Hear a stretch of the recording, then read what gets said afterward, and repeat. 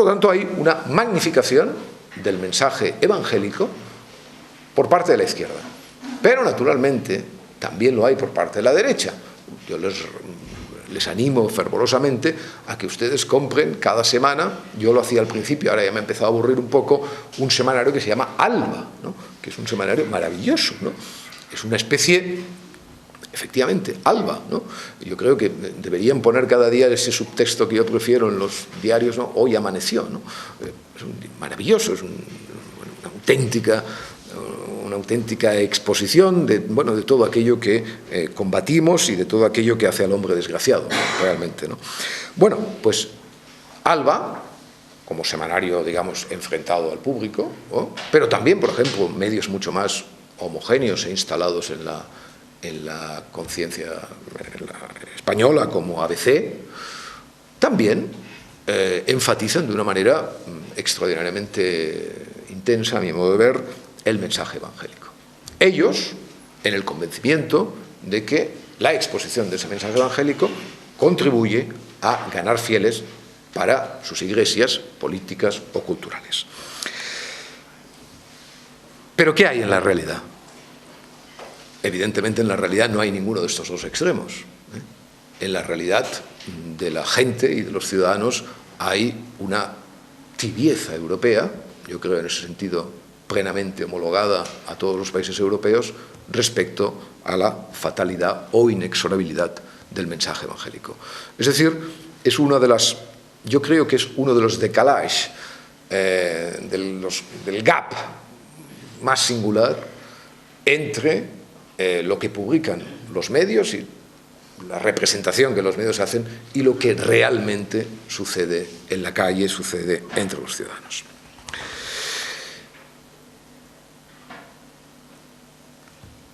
Otra forma de manifestación, ya la penúltima, de la divinidad en nuestro discurso periodístico es, cómo no, el nacionalismo. A veces se cree que en ese combate de la democracia y la teocracia, naturalmente solo está implicada la metafísica. Sí, está implicada la metafísica, pero a través de sus formas más barriobajeras. Y esa forma fundamentalmente barriobajera, que a algunos de los que están aquí les ha llevado a combates y a luchas por su vida, es naturalmente el nacionalismo exponente sistemático de la presencia de la divinidad entre nosotros, ¿no?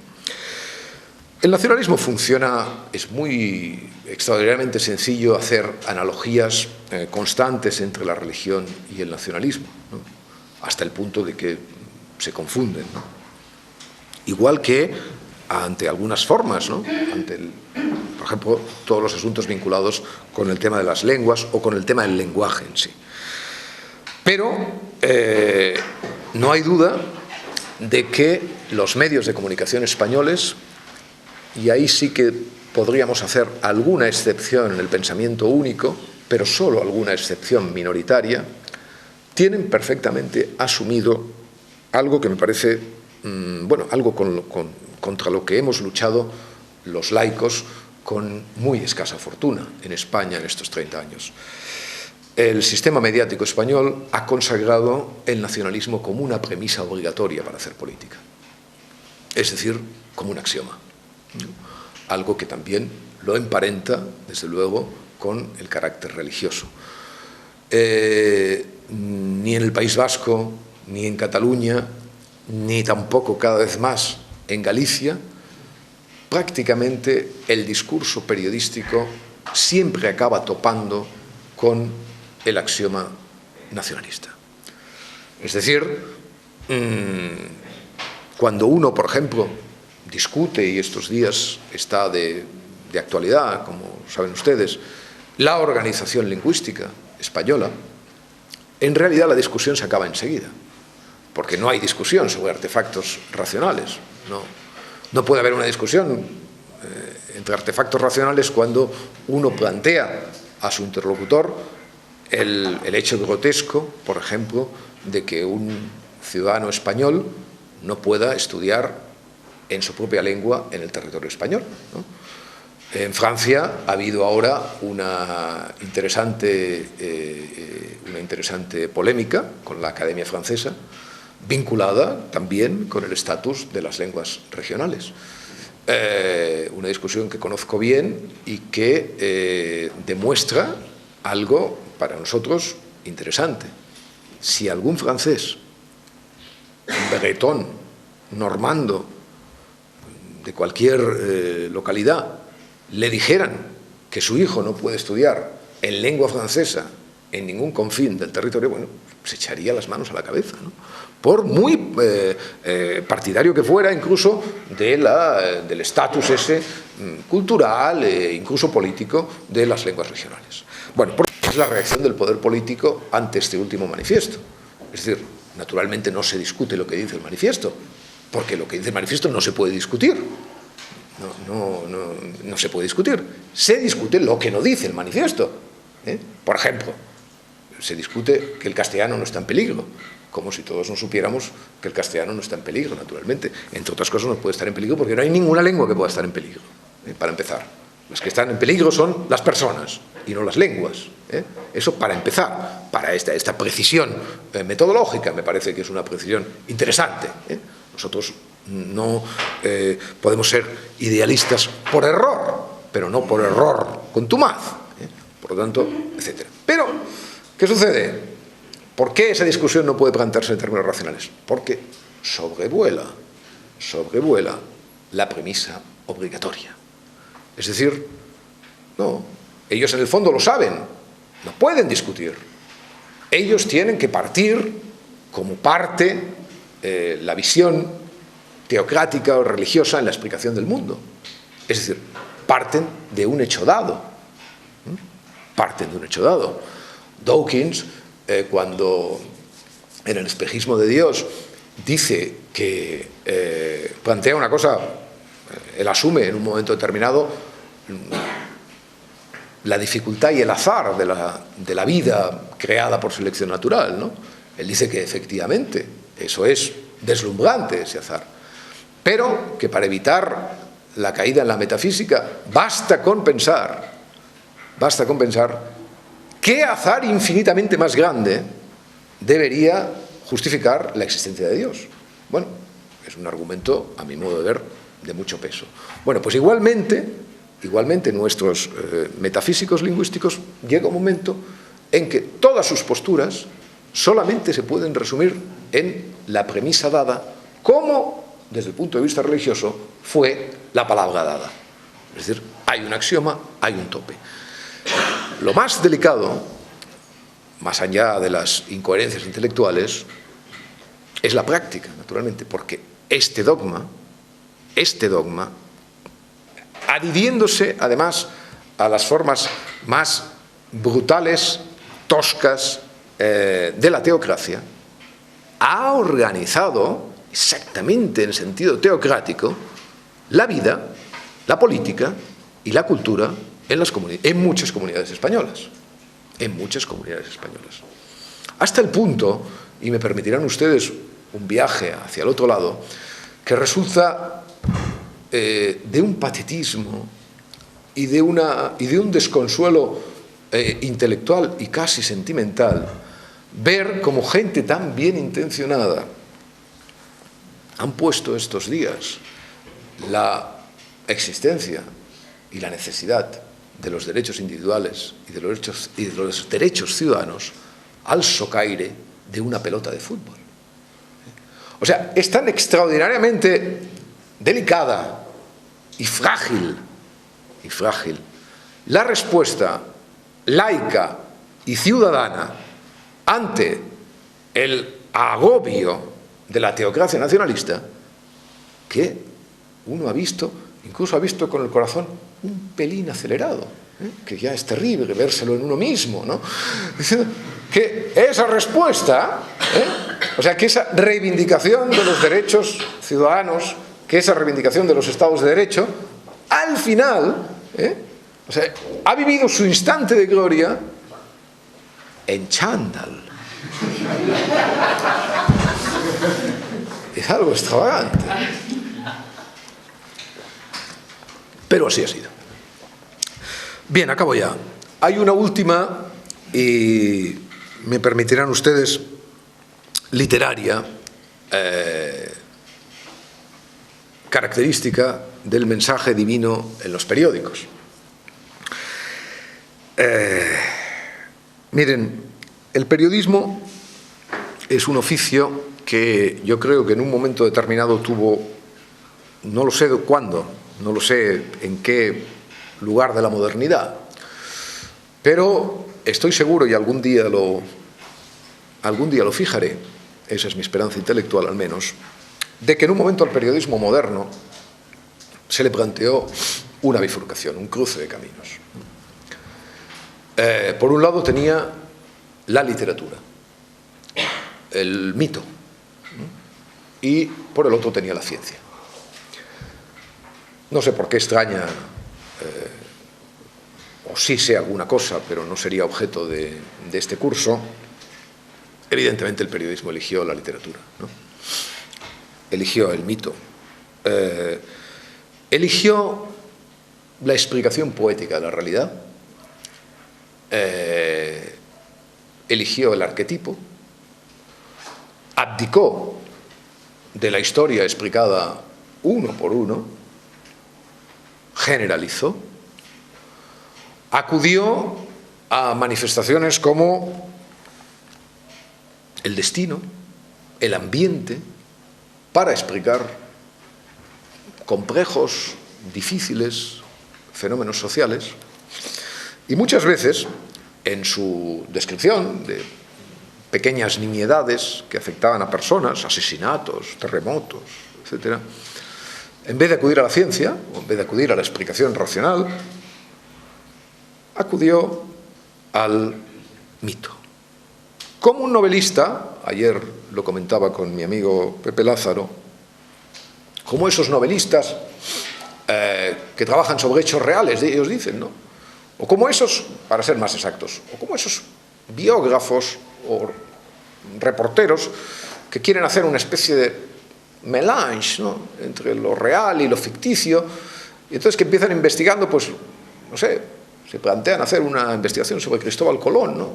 Y entonces, claro, o sobre Diego Velázquez, que es uno de los personajes más misteriosos de los VIPs españoles, ¿no? Entonces, van investigando sobre Diego Velázquez y entonces, al final de 4 años de investigación, tienen sobre Diego Velázquez un folio pequeño, precario, ¿no? Porque, claro, saber las cosas cuesta, hay mucho trabajo. Y entonces, en vez, enfrentados a una pared de vacío, en vez de escalarla, la perforan con el berbiquí de la ficción, ¿no? Y entonces hacen esas cosas basadas en hechos reales, donde la ficción, pues, viene a rellenar los huecos de la falta de datos. Bueno, pues el periodismo, en sentido lato, yo creo que ha elegido o elige sistemáticamente el mito para afrontar muchos de los dramas cruciales de nuestro tiempo. Y en ese mito, naturalmente, siempre toma partido por aquellas explicaciones que son poéticamente más viables y, sobre todo, económicamente mucho más apreciables. Porque, naturalmente, una de las características de nuestro periodismo, del periodismo español, pero en general también del periodismo europeo, aunque yo ahí sí que señalaría alguna diferencia con el periodismo anglosajón, es que la referencia al mito es siempre una referencia mucho más barata que la referencia al logos, que la referencia a la razón.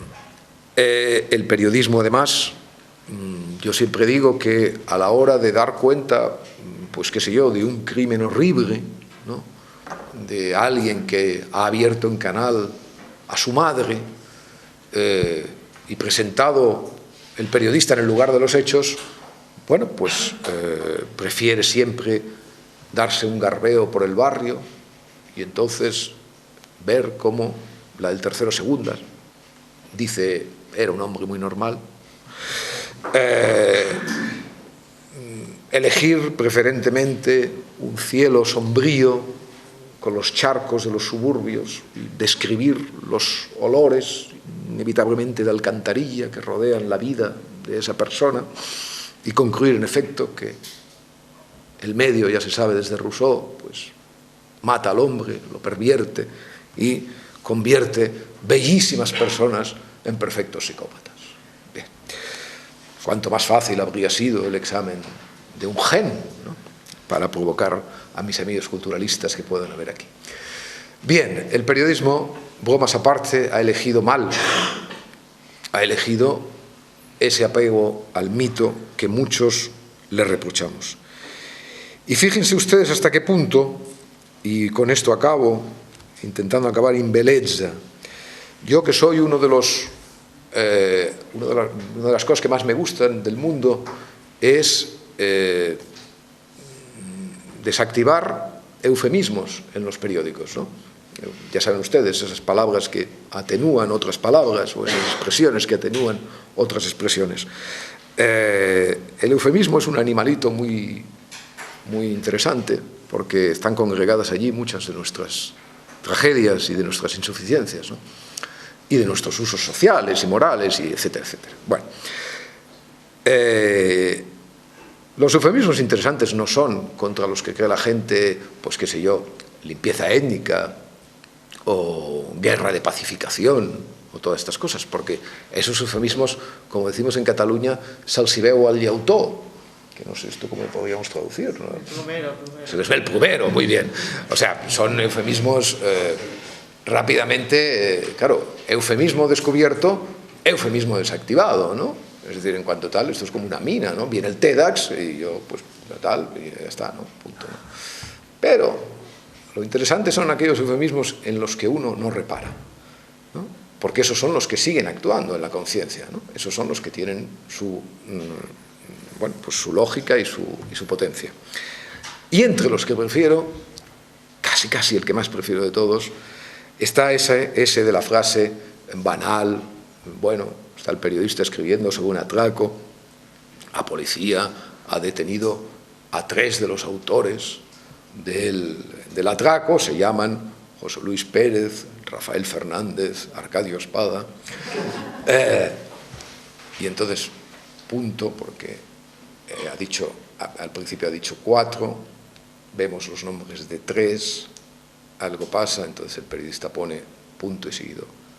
Y el nombre del 4, dice impertérrito, no ha trascendido. Bueno, ese es un ejemplo, a mi modo de ver, extraordinario, de que el periodismo en nuestros días, al fin y al cabo, sigue recibiendo la información de Dios, la que trasciende, naturalmente. Muchas gracias, amigos.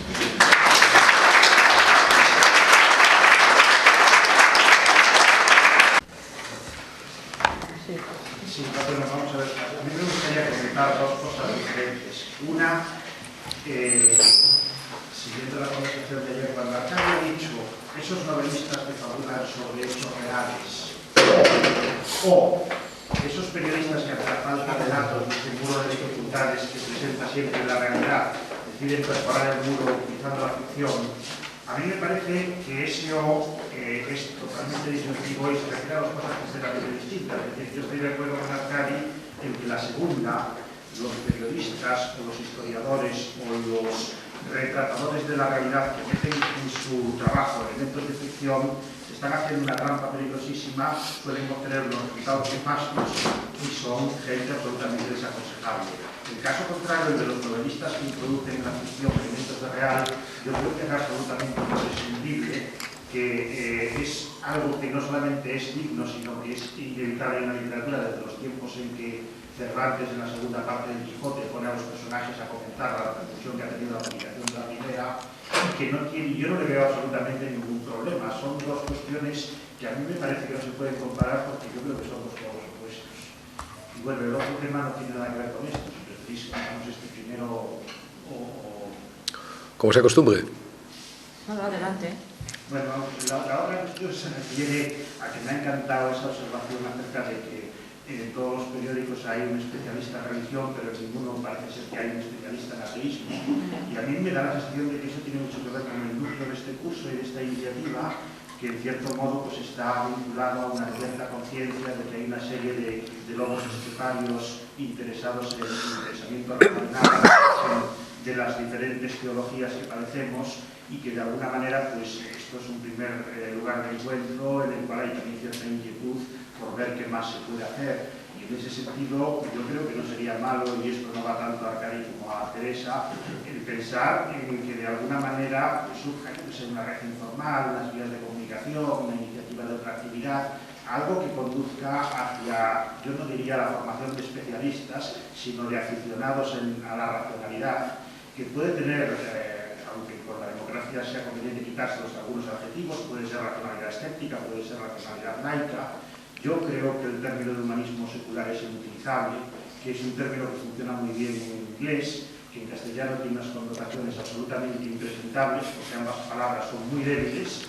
A mí me recuerda inquietantemente a esas famosas asociaciones de teólogos seculares y cosas por el estilo, y yo desde luego no me apuntaría a semejante término, pero la idea en sí, es decir, la idea de una comunidad de incrédulos, de una comunidad de defensores de la razón frente a todo tipo de misticismo, de supersticiones o de religiones, me parece muy positivo y creo que deberíamos pensar sobre ello.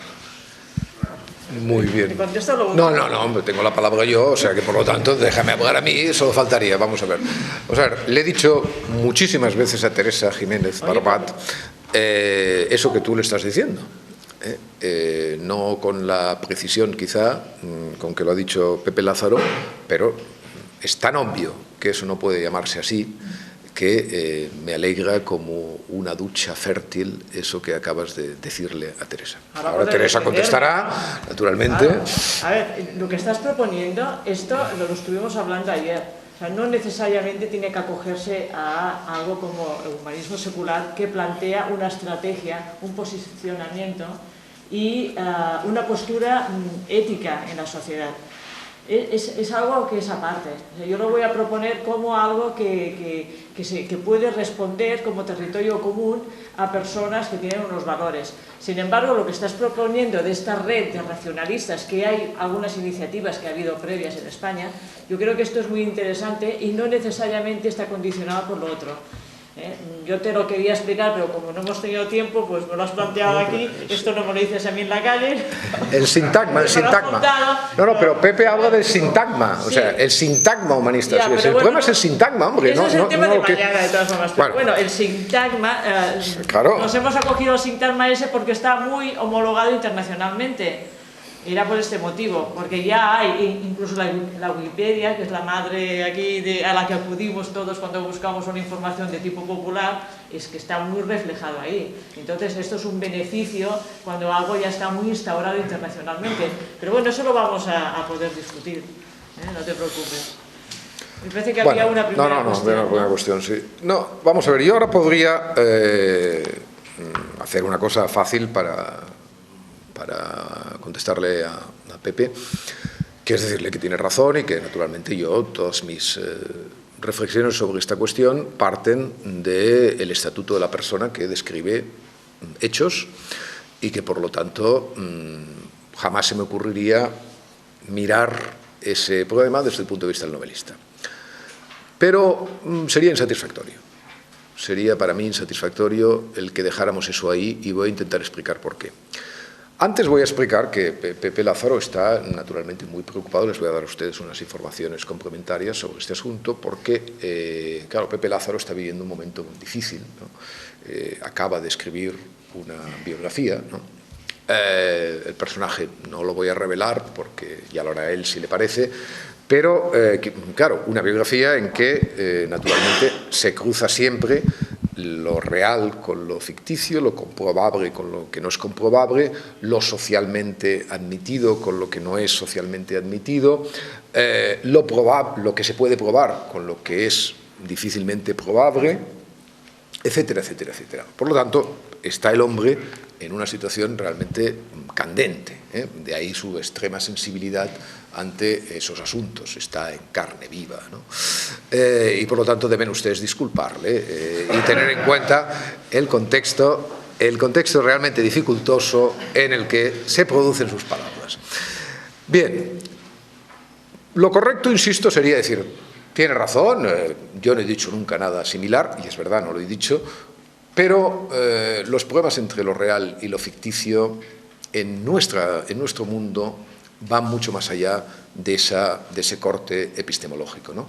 Ayer, en el ersatz de cena, en esta cosa que nos dieron, bueno, que intentaron darnos, ¿no? O sea, de cenar, como es habitual siempre en las reuniones del humanismo secular, aquella anchoa rigor mortis, ¿no? Y los cogotes nadadores. Bueno, exacto. Pues para hacer más fácil la sobremesa empezamos a liarnos con este asunto Pepe y yo. Bien, entonces yo le ponía, por ejemplo, el caso de una novelista que efectivamente, admitiendo pues la base esa de que el estatuto de lo ficticio, etcétera, etcétera, solamente se puede probar desde lo ficticio, desde lo real, yo le ponía el ejemplo difícil de una novelista que hace un par de años, hace 3 años, publicó un libro sobre su experiencia sentimental con un filósofo español muy conocido, catalán, Xavier Rubert de Ventós. La novelista era Luisa Castro, no tiene mayor tal. En el periódico, yo no leo novelas, ni siquiera novelas basadas sobre hechos reales, pero en el periódico me sugirieron que, entonces me puse a leer. Además, conocía a los dos personajes y tenía pues una cierta curiosidad por ver cómo Luisa Castro había resuelto la crónica de su fracaso sentimental con Xavier Rubert de Ventós. Esto no era lo mismo, ya empiecen ustedes a pensarlo, como si Juan Martínez explica su fracaso sentimental con Lola Pérez. Se trata de Luisa Castro y Xavier Rubert de Ventós, es decir, personas instaladas en el escalón de lo público, por decirlo de alguna manera. Muy bien, empecé a leer esa novela, ya les digo que yo conozco a los personajes, a los dos, más a Xavier Rubert, y empecé a leer esa novela con la convicción creciente de que me estaban explicando cosas, asuntos completamente veraces, ¿no? Es decir, yo reconocía la habitación donde vivían, por supuesto la casa, las comidas, las expresiones, los sucedidos importantes de la vida de uno y otro. Yo no soy íntimo amigo de ellos, pero sí lo conozco el milieu, conozco los amigos en que se desenvolvían, en fin, de alguna manera yo pertenezco a ese mundo y por lo tanto lo conozco, aunque sea simplemente como observador. Como era la crónica de un fracaso, y probablemente también era el intento de una venganza, Luisa Castro, aparte de describir las habitaciones y los modos y maneras de comer de la burguesía ampurdanesa, pues explicaba otras cosas algo más inquietantes, que yo ya no conocía. Por ejemplo, una escena de una gran violencia, tal como ella la contaba, entre el filósofo Rubert y el hijo de ambos, ¿no? Que hoy llevaría a la cárcel al filósofo Rubert. Es decir, ¿estás de acuerdo, Pepe? Que hoy llevaría a la cárcel al filósofo Rubert. Bueno. Entonces, claro, yo cuando llegué allí, como en otros tantos sucedidos de ese libro, bueno, si es verdad la habitación, si es verdad los menús, si son verdad los personajes, si todo es veraz, Xavier Rubert de Ventós es un maltratador de niños. Bueno, eso es un poema. Es decir, que ante la clásica recurrencia al Quijote, o a tantas otras, o a Tolstoy y Napoleón, o a Stendhal y Napoleón, bueno, pues hay graves problemas en los estatutos ficción-veracidad que uno elige. Es decir, entro en esta polémica porque, claro, a veces parece muy higiénico coger, no, aquí está lo veraz, aquí está lo ficticio, si uno parte de lo ficticio, todo es legal.